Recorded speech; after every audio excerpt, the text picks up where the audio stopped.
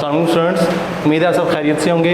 आज हम लोगों का 10th क्लास का मैथ का लेक्चर नंबर 5 है, जिसके अंदर हम अपना सेकंड मेथड सीखेंगे bye completing square. Second method के अंदर हम लोगों के डिफरेंट रूल्स हैं। फैक्टराइजेशन के अंदर हमने सिंपल जो फैक्टराइजेशन हम 9th क्लास में करते थे 5 चैप्टर के अंदर, हमने वही फैक्टराइजेशन की। लेकिन ये सेकंड मेथड सीखने से पहले हमें कुछ रूल्स एंड रेगुलेशन देखने पड़ेंगे। वो रूल्स क्या हैं, आइए उनकी तरफ चलते हैं हम लोग। रूल्स, अच्छा, इन रूल्स को डिस्कस करने से पहले हम लोगों को एक बात तो ज़हन नशीन रखनी है कि जो हमारा क्वेश्चन है वो स्टैंडर्ड फॉर्म में होगा तो हम तीनों मेथड्स को फॉलो कर सकते हैं, factorisation, completing square and by formula, जो कि 1.2 में हमारी। अब रूल्स हमारे पास by completing square rules. First rule, the coefficient of x square. जैसे कि हम जानते हैं हमारी स्टैंडर्ड फॉर्म के अंदर 3 टर्म्स होती हैं।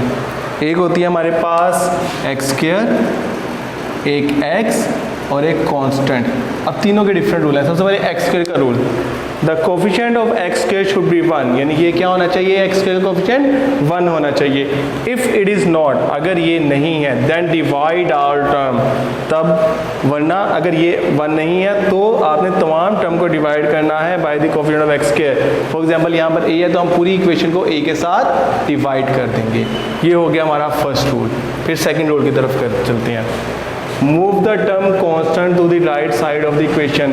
जो कांस्टेंट टर्म है, जैसे कि यहाँ पर c है, इसको हमने इक्वेशन की राइट साइड पर मूव कर देना है। कांस्टेंट को हमने इक्वेशन की राइट साइड पर मूव कर देना है। फिर third and the final and most important rule, the square of the half of coefficient of x. Coefficient of x का आपने हाफ करना है, जो कि यहाँ पर b है, इसका हाफ का मतलब होगा 1/2 के साथ मल्टीप्लाई। क्योंकि कई दफ़ा ऐसा होता है कि हमारे पास कोफिशिएंट जो फ्रैक्शन में होते हैं तो उनका हाफ करने में मसला होगा। जैसे अगर हम ऐसे कहें तो 2 का हाफ तो 1 होता है, 4 का हाफ आपके पास 2 होता है, 3 का हाफ 1.5, लेकिन वो हमने डेसिमल में नहीं लिखना, इसलिए मैं कह रहा हूँ कि हाफ को आपने कंसिडर करना है 1/2 से मल्टीप्लाई। b/2 आ जाएगा, इसको 1/2 से मल्टीप्लाई करेंगे। फिर जो आंसर आएगा उसका स्क्वायर करना है। The square of the half of coefficient of x is added both sides of equation.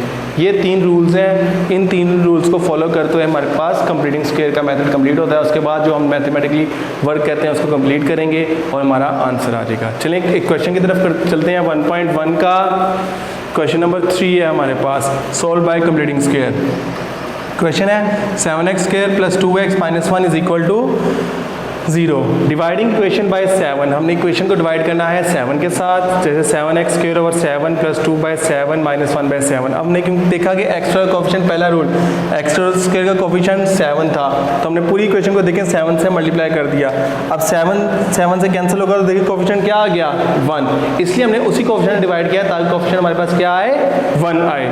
उसके बाद 2/7, क्योंकि कटिंग नहीं होती इस तरह ही आ जाएगा, 1/7 कटिंग नहीं होती इस तरह ही आ जाएगा, 0/7।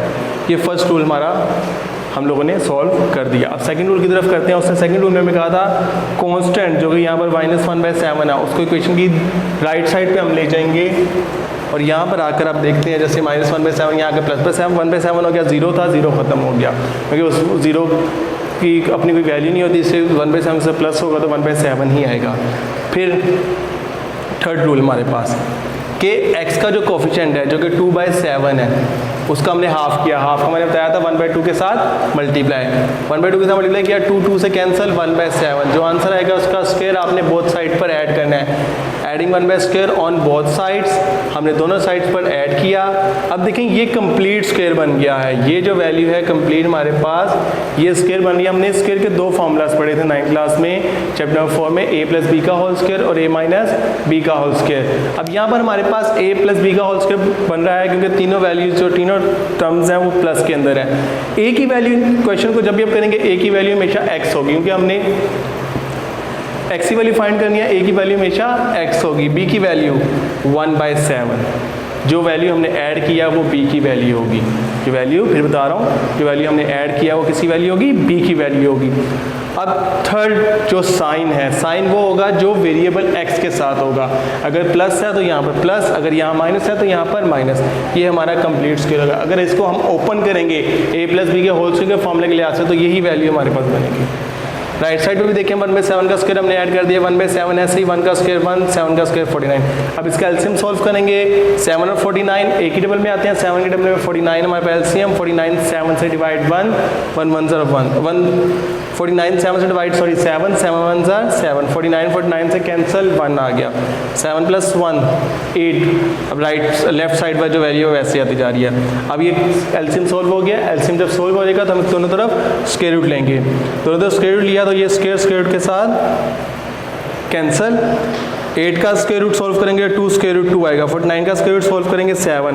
अब क्योंकि हमने एक्स की वैल्यू फाइंड करनी है, प्लस का 1/7 यहाँ पर आकर माइनस का 7 हमारे पास एलसीएम में आ जाएगा, ठीक है। 7 एलसीएम में, एलसीएम सेम है तो प्रोबेबली वैल्यूज भी सेम ऐसे ही आ जाएंगी, और इसको लास्ट में हम अपने सोल्यूशन सेट के अंदर लिख देंगे, यानी -1/2 स्क्वायर रूट 2। इसके अलग से मार्क्स हैं, इसलिए आपने इसको ज़रूर इसमें लिखना है। ये हमारा जो मेथड है कंप्लीटिंग स्क्वायर का, कंप्लीटिंग स्क्वायर से ही हमारा क्वाड्रेटिक फार्मूला ड्राइव होता है। वो हम अपने अगले लेक्चर में 6 नहीं तो 7 लेक्चर में हम लोग इसको डिस्कस करेंगे, कंप्लीटिंग स्क्वायर से फार्मूला कैसे ड्राइव होता है।